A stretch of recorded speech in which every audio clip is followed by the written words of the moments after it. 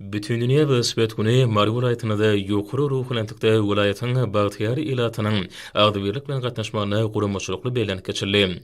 Mari vilayat we Mari şäher häkimlikleriniň hemde vilayatyň beden terbiýe we sport baradaky baş müdirliginiň bilelikde guramaklaryna geçirilen velosipedli ýürüýüşe gatnaşýandan ruhy bilentligi öz borçly sport bayramçylygyna aýratyny öwüşgün berdi.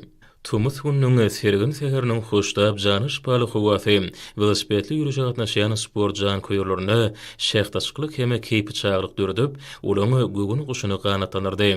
Ruhy bilen velosipedçiligiň gödetme şeňle uzap gidýän owadan hatarlary, şäheriň gözeligi bilen aýratyny sağlaşygy emele getirip, hemmelerde köpçüliklerini beden terbiýe, sporda sagdyn durmuş ýürülerini, spordyň we sagdynlygyň ýurduny öwrüleni, watanymyza bolany begenç hemde buýsun duýgusyn döretdi. Bagtyar raýatlamada türkmen halkynyň milli lideri Gahrman Arkadamyň hemde Arkadaýly Gahrman Serdarmyň adyna alkyş sözlerini beýan etdiler. Ýürüýüşe gatnaşanlar belenilen aralygy ruhy berentlik bilen geçip pellihana geldiler. Olary vilayatyň medeniýet we sunudy satary, sport türgünleri özleriniň aýdym sazly çykyşlary bilen garşyladylar.